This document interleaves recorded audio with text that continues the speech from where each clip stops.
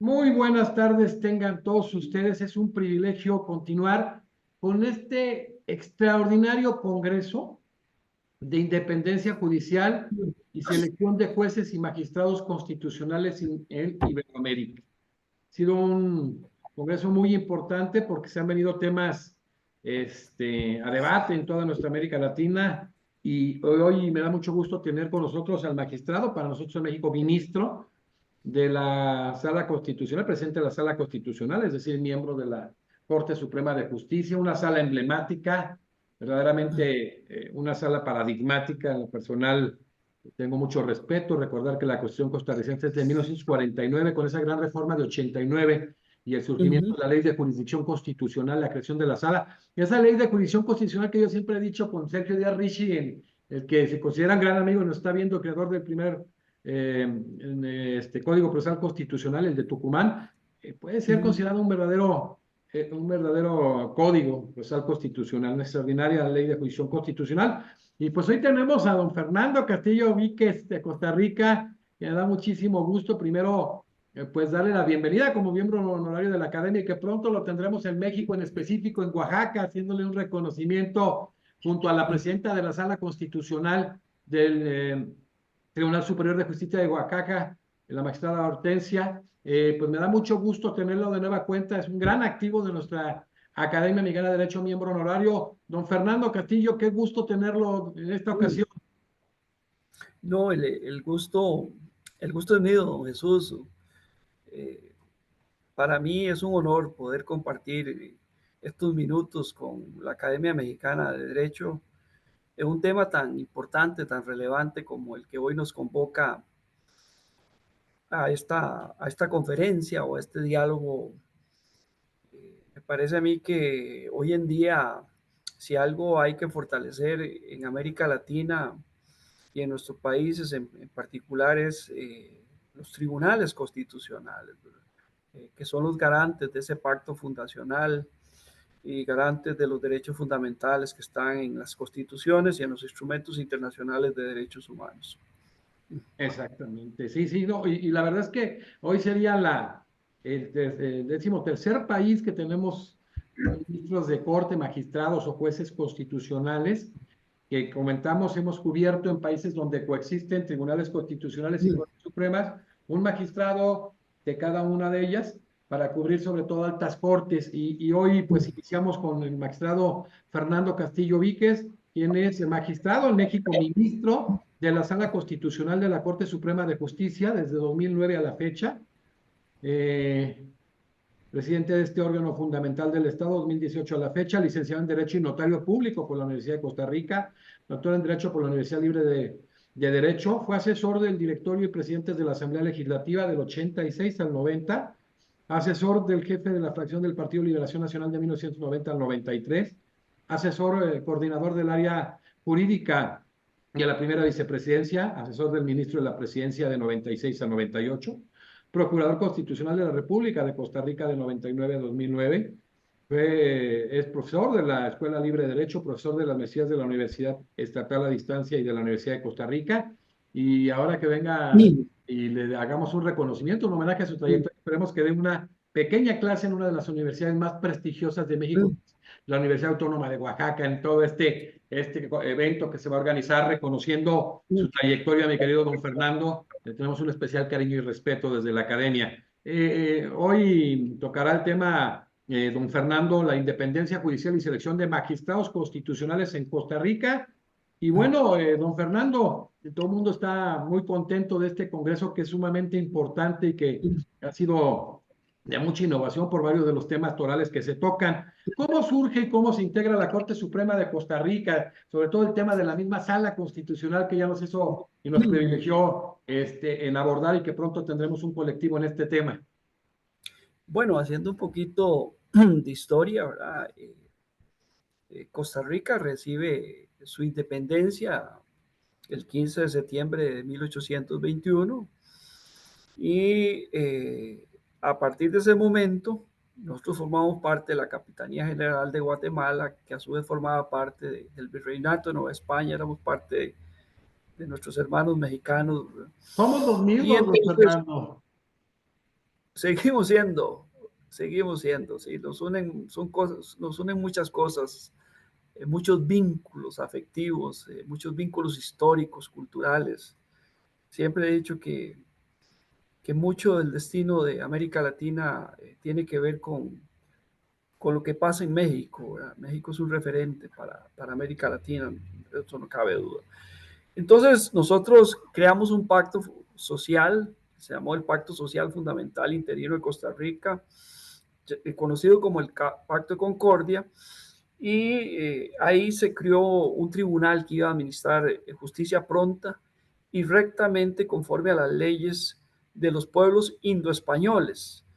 Eh, ya en 1824 se dicta un decreto donde se crea la rama judicial.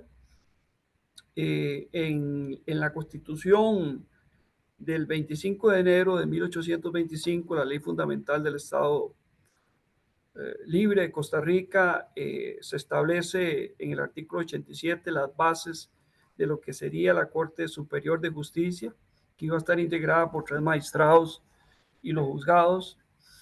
Y se decía, ¿verdad?, que esta Corte Suprema de Justicia iba a administrar justicia con base en las leyes de las Indias promulgadas en España. Eso duró 20 años. Posteriormente, en 1843, en la Constitución de 1844, por primera vez se incluye el término Corte Suprema de Justicia y se dice que va a estar integrada por 7 magistrados. En 1851 se dicta una ley orgánica del Poder Judicial donde se establecen los requisitos para ser miembro de la Corte Suprema de Justicia. Y un dato interesante era que los miembros de la Corte Suprema de Justicia iban a ser electos popularmente. Luego, en la Constitución de 1859, tenemos un fenómeno muy interesante, no sé si en México lo tienen, que es el fenómeno de los magistrados suplentes o los cojueces natos. Entonces se crea por primera vez la figura del magistrado suplente, que dice que será aquel que asistirá en las faltas a los magistrados propietarios, que es un fenómeno muy particular de algunos países de América Latina, no todos los países de América Latina. En Europa no existen los cojueces, en la Suprema Corte de los Estados Unidos tampoco. No sé si en la Suprema Corte de México existe la figura del cojuez. No, ya no existe. Sí. 11 ministros exclusivamente. Sí, y luego en la Constitución de 1868, se aumenta de 7 a 9 el número de magistrados, ¿verdad? Luego, en la Constitución de 1871, se establece que los magistrados van a ser electos por el Congreso Constitucional y que van a durar en sus cargos 4 años y que pueden ser reelectos. Finalmente, en 1940, se organiza nuevamente la Corte Suprema de Justicia en las salas civiles, penales, salas de casación, y queda conformada la Corte Suprema de Justicia por 17 magistrados.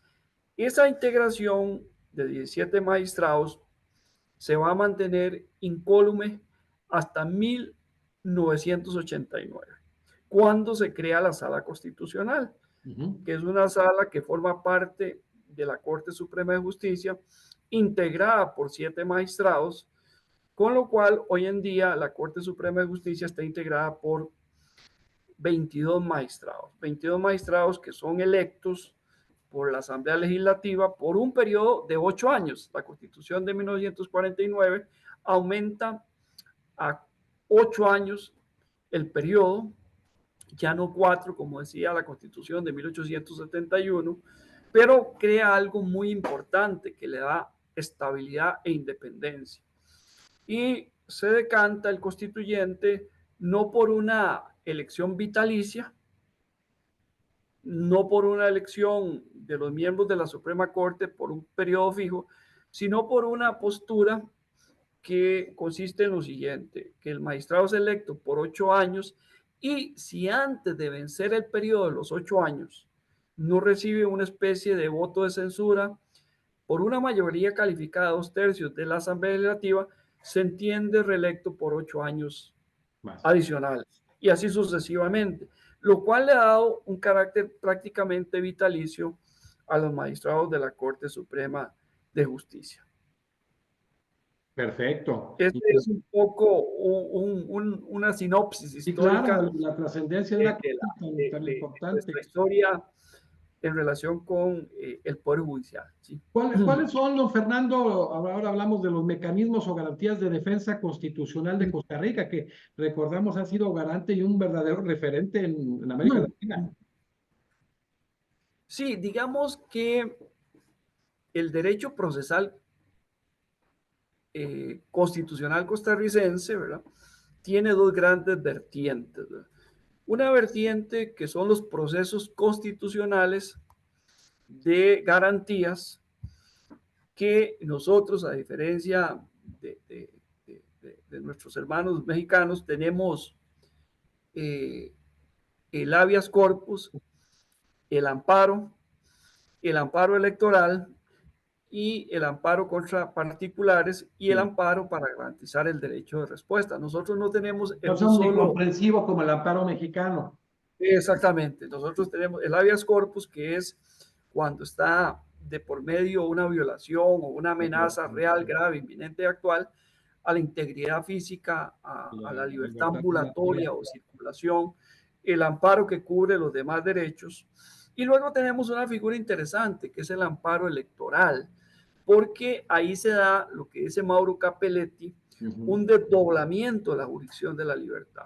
Porque el amparo electoral, por una razón histórica, hoy en día quien conoce del amparo electoral es el Tribunal Supremo de Elecciones. Entonces, todo lo que tiene que ver con las violaciones a los derechos fundamentales en materia electoral o derechos conexos, ya no lo conoce la Sala Constitucional, lo conoce el Tribunal Supremo de Elecciones.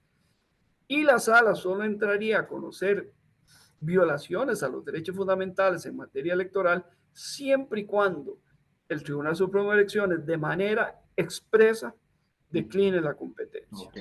Y finalmente, pues tenemos la figura del recurso de amparo contra particulares, Sí.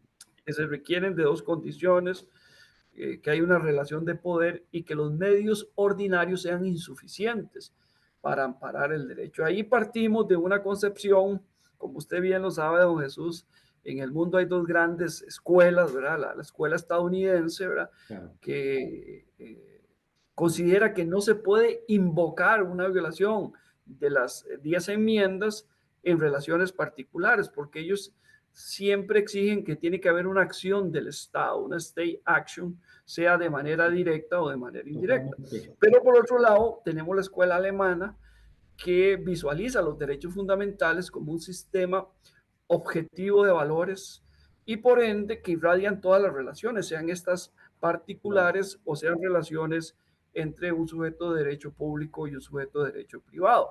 A partir de ahí nosotros decimos, admitimos el amparo contra particulares siempre y cuando hay una relación de poder y los medios ordinarios sean insuficientes para tutelar el derecho fundamental que se considera violado, por ejemplo, el principio de igualdad en una relación entre particulares. Y luego también tenemos el amparo como un mecanismo o un proceso constitucional para garantizar el derecho de respuesta que está consagrado en el artículo 14 de la Convención Americana sobre Derechos Humanos. Esa es la parte de los procesos constitucionales de garantías, pero también tenemos otros procesos constitucionales que son de defensa de la Constitución. Y aquí nosotros tenemos la acción de inconstitucionalidad, el control previo de constitucionalidad, Sí. la consulta judicial de constitucionalidad y los conflictos de competencias constitucionales. Y en este asunto o en este caso lo que se busca básicamente es proteger dos principios cardinales de todo Estado constitucional de derecho, ¿verdad? Como es el principio de supremacía constitucional y el principio del valor normativo de la Constitución. Eso, por decirlo así, viene a integrar lo que nosotros llamamos la jurisdicción constitucional, que eso está muy bien desarrollado en nuestra ley de la jurisdicción constitucional, y Bueno, concuerdo plenamente con usted de que más que una ley es un código procesal constitucional. Sí. totalmente de acuerdo. Y qué interesante cuando aborda las dos escuelas en el tema de amparo contra particulares, cuando hablamos de la norteamericana y la alemana, y a la vez ya ver esa sentencia en el caso de Samuel Cot de 1958 de la Corte Suprema de Argentina, ¿no? Sí, correcto, correcto, sí, sí, sí. Sí. Don Fernando, ¿qué funciones, ya lo abordamos, nos dio una conferencia extraordinaria, qué funciones desarrolla la Corte Constitucional, en el caso concreto de la misma sala constitucional, la Corte Constitucional? ¿Cuáles son las funciones que desempeñan someramente en general la Corte? Y la sala, si es una ultrasala, como se le ha venido llamando, lo conocemos en México, ¿no? Que tiene, como decía don Héctor Fixamudio, a diferencia de algunas otras, que no es una sala de proyectos, es una sala en donde se presenta el proyecto y la sala lo vota. ¿Cuáles son las funciones en específico y de manera general de la Corte y de la sala constitucional?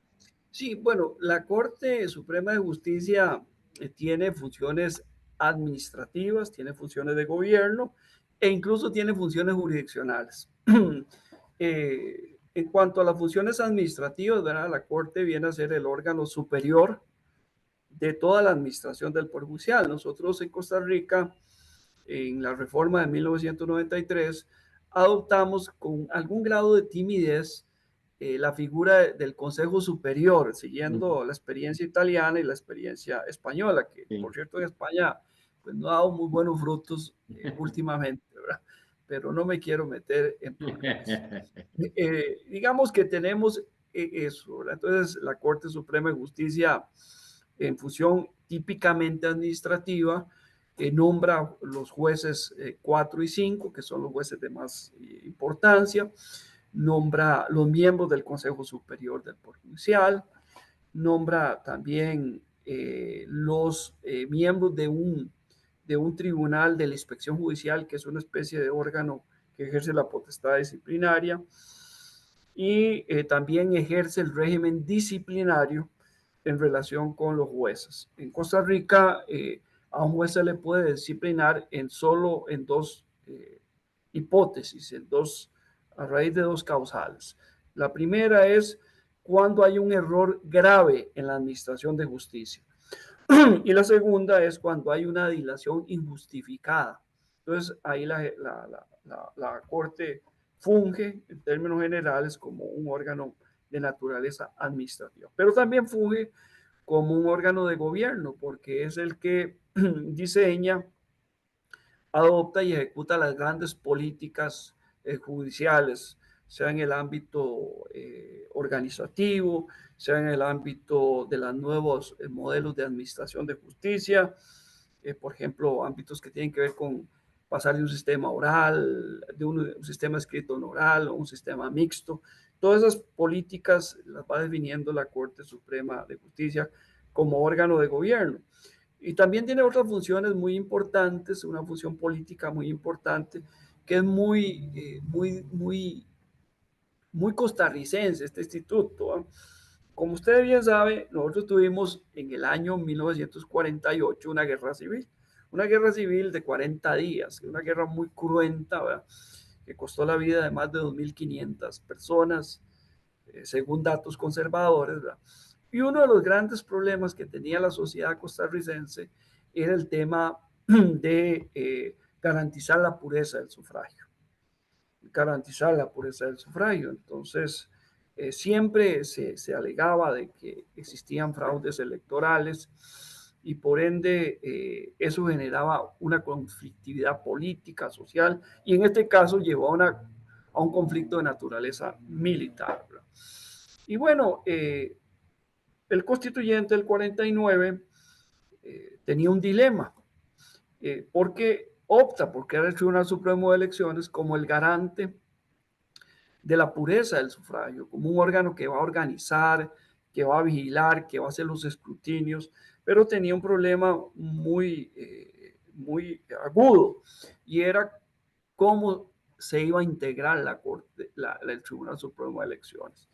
Y el constituyente se decanta en el sentido de que quien va a integrar, el órgano que va a nombrar a los miembros del Tribunal Supremo de Elecciones, que son 3 en época no electoral y 5 en época electoral, es la Corte Suprema de Justicia, por una mayoría calificada de 2/3, porque el constituyente llega a la conclusión que de los órganos menos cercanos a los grupos o a los partidos políticos es la Corte Suprema de Justicia. Entonces, otra función que tiene la Corte Suprema de Justicia es nombrar a los magistrados del Tribunal Supremo de Elecciones, tanto propietarios como suplentes.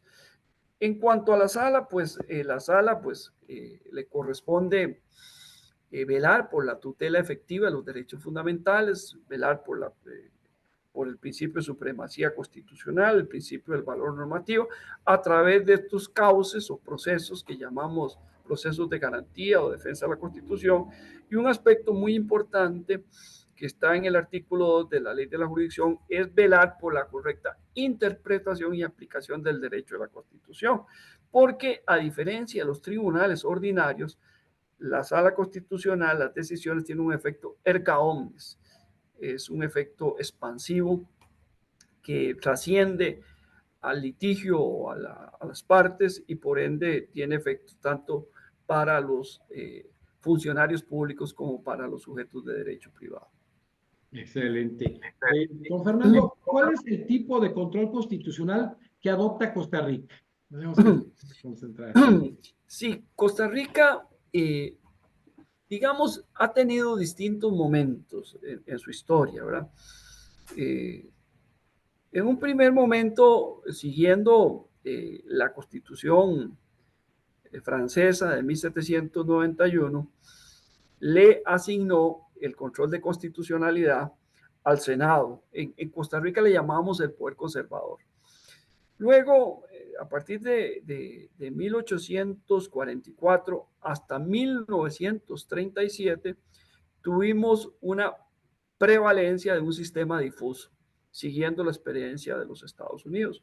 Pero con la gran reforma judicial de 1937, se dicta un código procesal civil, se crea el recurso extraordinario de inconstitucionalidad y se le asigna ese recurso de manera casi exclusiva a la Corte Suprema de Justicia. Entonces migramos a un modelo concentrado.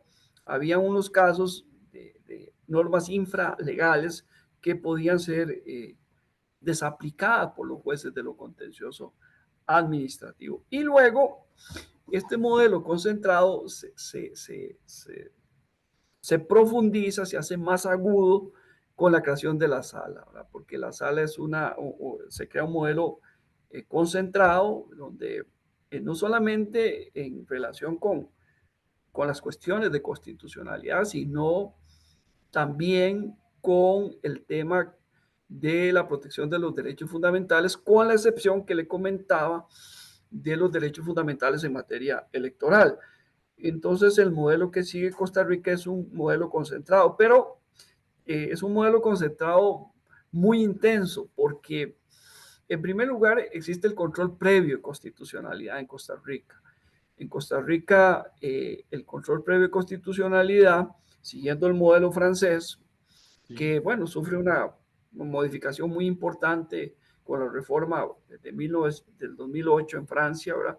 Donde por primera vez se admitió el control a posteriori, cuando los jueces, con la autorización de la sala de casación o los jueces de lo contencioso, con la autorización del Consejo de Estado francés, pueden consultarle al Consejo Constitucional francés sobre la constitucionalidad de una norma que tienen que aplicar. Y nosotros seguimos ese modelo y resulta que en Costa Rica es un modelo bastante intenso porque todas las reformas constitucionales obligatoriamente tienen que ser objeto antes de su aprobación del control previo de constitucionalidad a través de una consulta de constitucionalidad preceptiva, los mismos tratados o las reformas a la ley de la jurisdicción constitucional. Pero también tenemos la particularidad que de los 57 diputados, 10 diputados pueden presentar una consulta judicial, perdón, una consulta de constitucionalidad facultativa a la Sala Constitucional.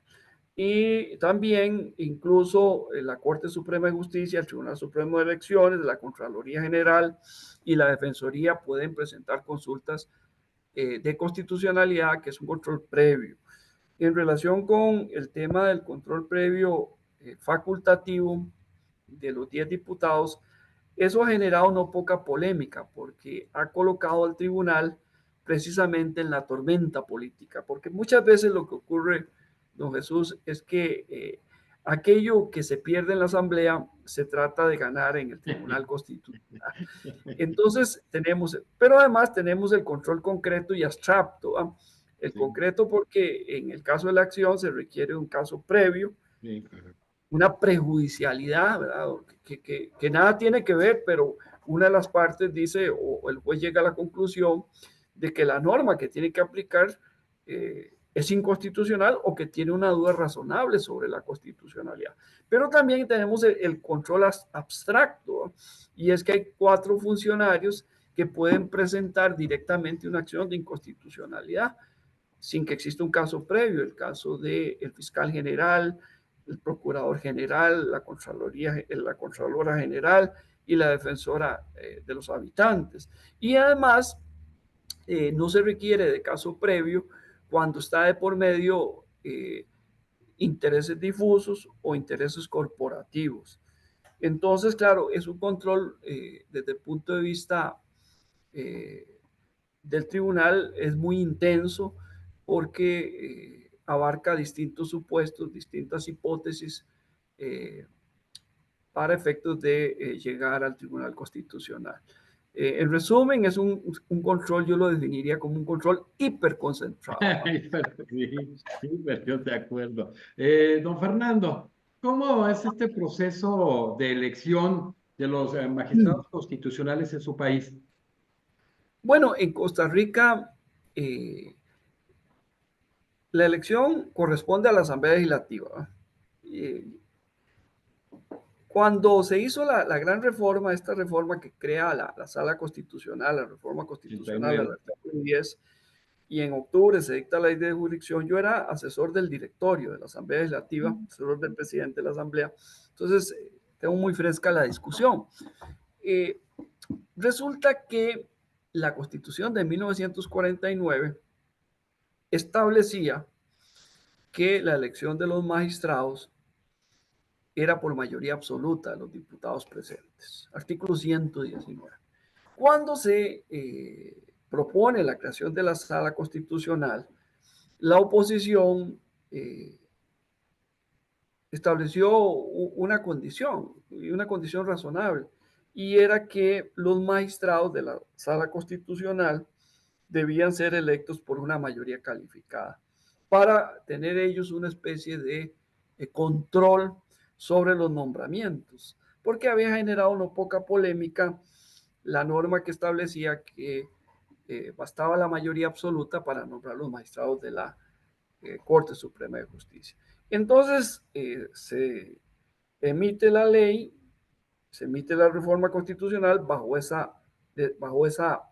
prisma, bajo ese principio, que 2/3 los elige la Asamblea por una mayoría calificada.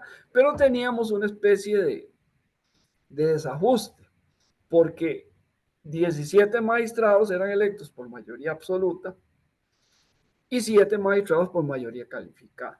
Eso llevó al convencimiento de la Asamblea Legislativa de que era necesario uniformar el, el, el, el número de votos para nombrar los magistrados, y a partir del año 2001 se establece una reforma constitucional, artículos 158, 159, donde se dice que la elección debe ser por 2/3 de la totalidad de los miembros de la Asamblea Legislativa. Hoy en día, los 22 magistrados, sean de la sala, sean de las otras salas, somos electos por la Asamblea por una mayoría calificada de 2/3 de la totalidad de los miembros de la Asamblea. Este ejercicio de elección ha garantizado la independencia judicial, don Fernando, en la experiencia costarricense. A mí me parece que sí, ¿verdad? Porque eso conlleva la necesidad de que hayan grandes consensos. Hay que decir que antes del año 2001, la forma de elegir los magistrados era muy particular. Bueno, Costa Rica antes del año 2002 vivió un modelo de bipartidismo, ¿va? Un bipartidismo donde un partido, digamos, predominante, que fue el Partido Liberación Nacional, se alternaba en el poder con el partido Unidad Social Cristiana, ¿verdad? Entonces, claro, eso posibilitaba acuerdos y un poco lo que pasaba era que había una distribución equitativa entre esos dos partidos de los miembros de la Corte Suprema de Justicia. Pero a partir de 2001, no solamente se eleva el número de votos para nombrar a los magistrados de las otras salas, sino que la Asamblea adopta una decisión que para mí fue una decisión muy importante, que fue crear una comisión especial permanente de nombramientos. Y esa comisión permanente, a pesar de todas las críticas que ahora podemos conversar sobre eso, hace que ya el nombramiento de los magistrados no sea un nombramiento, entre comillas, tras bambalinas, eh, sino que es un nombramiento que donde las personas que quieren ser magistrados tienen que someterse al escrutinio no solamente de la comisión, sino al escrutinio de la opinión pública, ¿verdad? Entonces, esta comisión pues recibe los atestados, entrevista a los potenciales candidatos, se hacen publicaciones, ¿verdad? Para que la ciudadanía sepa quiénes son los candidatos o los habitantes de la República, por si tienen alguna observación, alguna objeción, etcétera, ¿verdad? Y luego esa comisión lo que hace es hacer una recomendación al plenario legislativo. Creo que eso fue un avance muy importante y eso hace que se garantice de una mejor manera la independencia judicial, porque antes, yo recuerdo cuando era asesor de la presidencia de la Asamblea, era básicamente, bueno, hoy me toca a mí, mañana te toca a ti, este es mi candidato, ¿tenés alguna observación? No, bueno, vamos y votamos y ya lo elegimos. Me parecía que eso estaba, eso tenía una gran opacidad, ¿verdad? Claro. Porque la gente se enteraba, los candidatos el día que alguien quedaba electo. Nadie sabía quién iba a ser Fíjate. el magistrado. Es decir, eran casos, por ejemplo, lo digo por una experiencia propia, yo tenía los votos en el año 2001 para ser magistrado de la sala primera, un jueves, ¿verdad? Y un lunes, en unas conversaciones, ¿verdad? Surge un candidato que nadie sabía de dónde había surgido, ¿no? Y lo eligen candidato, no, perdón, lo eligen magistrado de la sala primera. Creo Sin que eso estaba, transparencia, nada. faltaba total transparencia, ¿verdad? Lo cual no significa que la comisión no esté exenta de críticas, Claro. pero creo que en esta visión de una mayor transparencia, de una mayor rendición de cuentas, fue una decisión política de parte de la Asamblea muy importante para garantizar de que quienes van a aspirar a las magistraturas tengan que someterse a un escrutinio no solamente de los diputados, sino de la opinión pública. Sí, importante el tema que se ha dado mucho de las comisiones en varios países, sobre todo en Sudamérica, ha transparentado el tema. Don Fernando, más o menos evidentemente nos avanzó, yo creo que de los países que hemos visto en México con un excelente desarrollo democrático es Costa Rica, el caso chileno, y ya nos avanzó en relación a este tema de la independencia judicial, que es uno de los principios fundamentales de la jurisdicción constitucional. Podemos nosotros señalar, independientemente de las críticas de la comisión, de algunos aspectos, que el estatus de la independencia judicial en Costa Rica es bastante importante, ¿no? Sí, bueno, siempre he dicho que no hay democracia sin parlamento, no hay parlamento sin oposición, pero tampoco puede existir una democracia sin un poder judicial independiente e imparcial. Totalmente de acuerdo. Entonces, creo que la Constitución y las leyes en Costa Rica garantizan la independencia judicial. En primer lugar, lo que comentábamos, la forma en que son designados los magistrados y imposibilidad del Parlamento de quitar a los magistrados, tal y como ocurría en la Constitución de 1871, porque eran nombrados por 4 años y simplemente venían los 4 años y no los reelegían, porque era por una mayoría, los sometían nuevamente a un proceso y entonces les cobraban toda una serie de situaciones que no son propias de un régimen democrático. Ahora no, ahora la Constitución dice son electos por 8 años. Y si no hay un voto, una especie de voto de censura de 2/3, antes de que vence el periodo se tienen por reelectos 8 años. Eso ha garantizado que seamos casi inamovibles, ¿verdad? Eso es muy importante. Lamentablemente hay algunas voces en Costa Rica que quieren cambiar este modelo, que para mí es un modelo que garantiza la independencia judicial. Dicen por ahí que si algo está funcionando, no lo arregle porque lo echa a perder. Esto ha funcionado en Costa Rica y me parece que desde la óptica de quienes abogan por limitar a un solo periodo, esto lo que vendría a crear sería una gran inestabilidad del Poder Judicial. En segundo lugar, en el año finales de los 50 se hizo una reforma muy importante a la Constitución y fue garantizar la independencia financiera del Poder Judicial. Es fundamental. Y la Constitución lo que dice es que de todos los ingresos ordinarios, es decir, de todo lo que se recauda por tributos en Costa Rica, el 6% se tiene que destinar a financiar el Poder Judicial. Es decir, estamos hablando aquí de un fondo atado constitucionalmente. Claro. Es decir, se establece un piso de forma tal que el Poder Ejecutivo y el Legislativo no pueden asignar.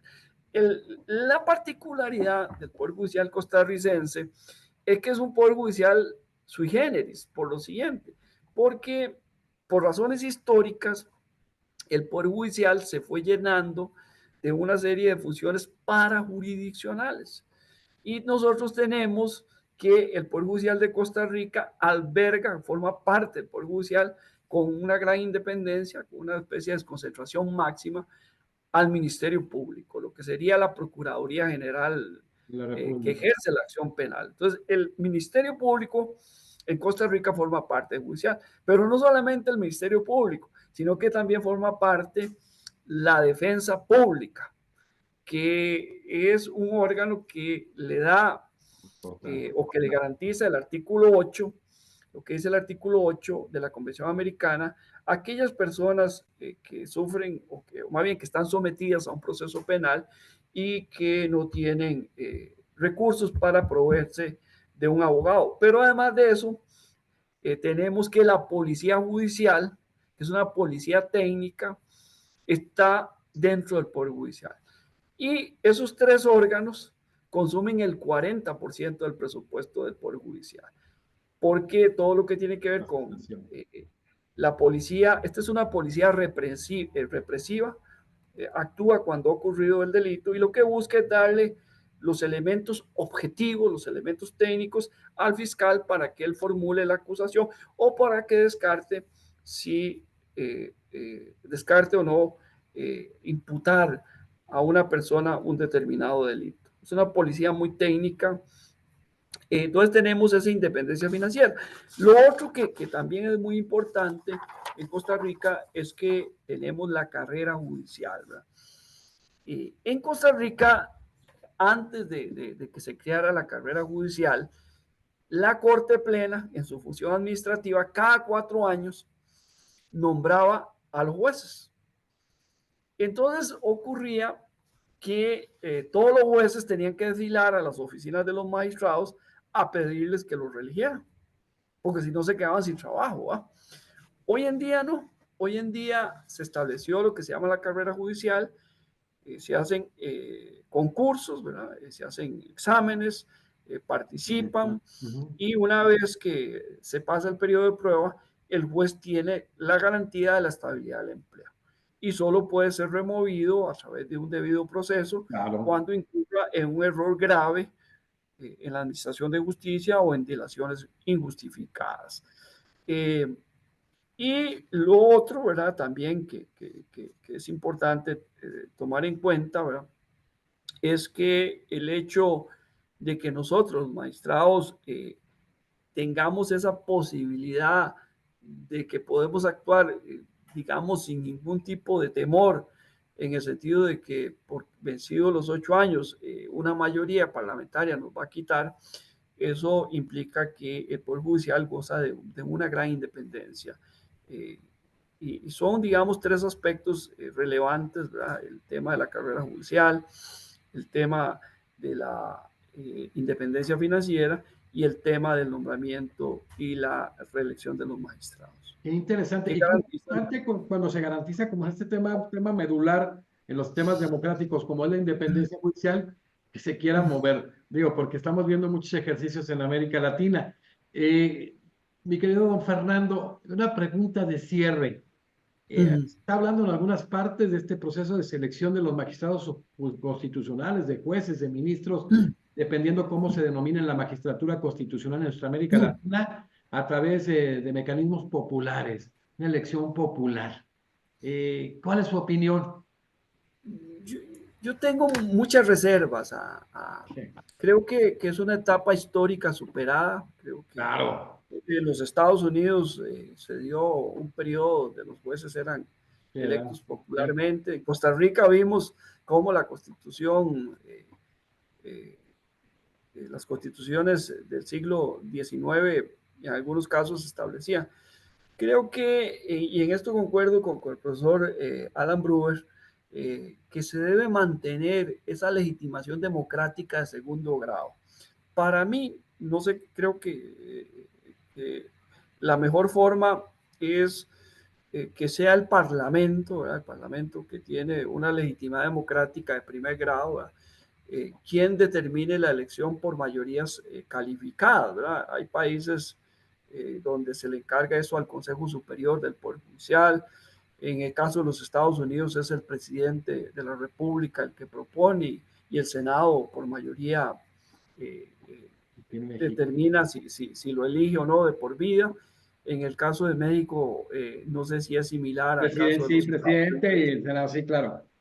y el Senado ratifica, ¿verdad? Ratifica, Senado, sí es. Sí, creo que eso podría prestarse a unas tendencias que son muy, muy peligrosas de corte populista, ¿verdad?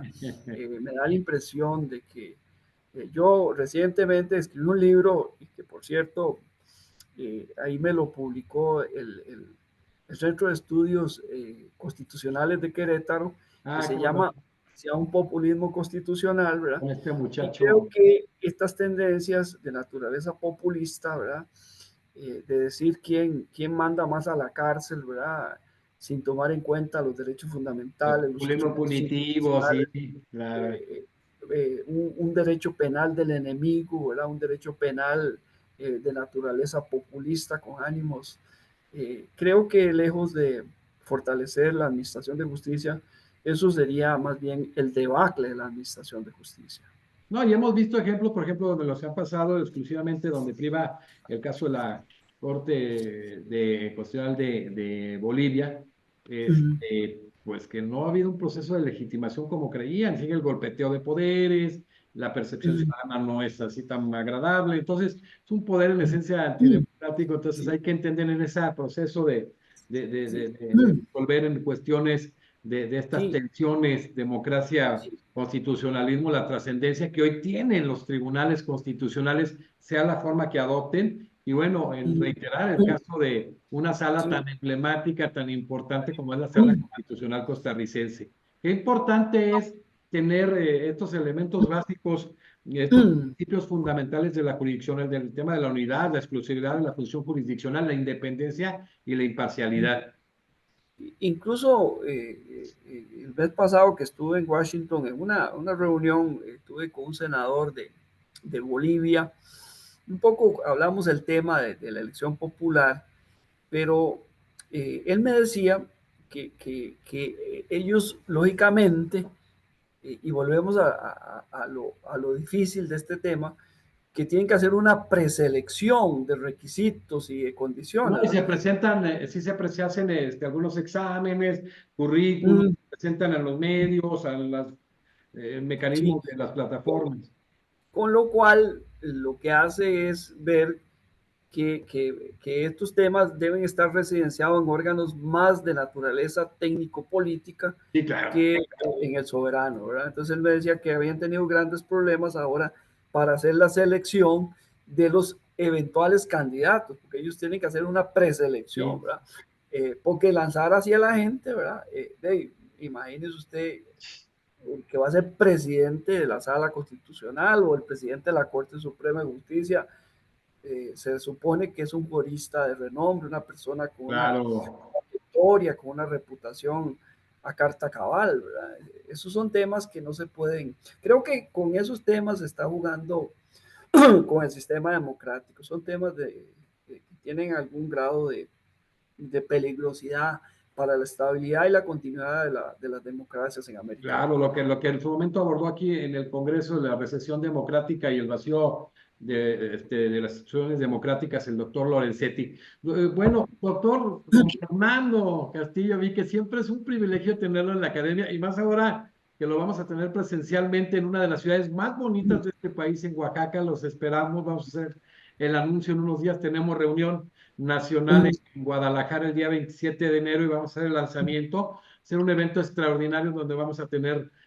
una conferencia a cargo del don Fernando Castillo y reconocer su trayectoria, reconociendo el trabajo que se ha venido haciendo en Costa Rica desde hace muchos años, como en muchos países, en el caso de México, ahora que adoptamos algunas reformas en el juicio de amparo, que es de cuño de mexicano, ahora en la reforma de 2011, pues pudimos tomar referencias también de lo que es el trabajo en Costa Rica y en lo personal hace algunos años, viendo el trabajo que se hace en las salas y en específico en Costa Rica, propuse la Sala Constitucional de México, que ahorita creo que no es el momento histórico para gestarlo, pero creo que lo que ha venido haciendo Costa Rica y con un presidente, por ejemplo, de Sala Constitucional como don Fernando Castillo, da mucho gusto ver cómo hay un verdadero garante de la Constitución. Pues don Fernando, qué gusto siempre estar en este contacto con usted como miembro honorario de nuestra academia.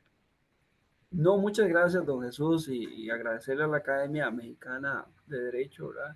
Siempre la oportunidad de tener estos espacios para compartir experiencias eh, que nos convocan a todos aquellos que tenemos una vocación democrática, una vocación por el respeto a los derechos fundamentales de las personas y una Claro. vocación por ver a una América Latina cada vez más sólida desde la óptica de la democracia. En la opinión consultiva de la Corte Interamericana, la C/28, la Corte Interamericana dice que una de las condiciones fundamentales, una condición sine qua non para garantizar los derechos fundamentales o los derechos humanos en la región es precisamente garantizar la sostenibilidad de los sistemas democráticos, ¿verdad? Claro. Entonces, para mí es un gusto poder compartir con usted siempre y esperamos en Dios vernos en Oaxaca pronto, ¿verdad? A ese Y Díaz más Vega bien, haya comido muy poco porque es de las partes en México que tiene más variedad de comida, don Fernando, ¿eh? bueno,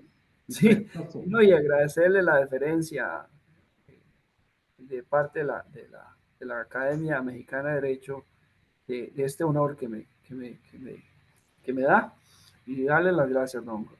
Muy merecido, me da mucho gusto, don Fernando. Bueno, les queríamos comentar, el siguiente expositor, vamos a hacer un ajuste porque precisamente, ay, hoy lo operaron a Andrés Ollero Tazará, que fue magistrado del Tribunal Constitucional Español. Entonces vamos a continuar con las conferencias de cierre, que vienen muy interesantes, de jueces, magistrados y ministros de cortes supremas de América Latina. Nada más ahí va a haber un reajuste en la fecha, esperemos.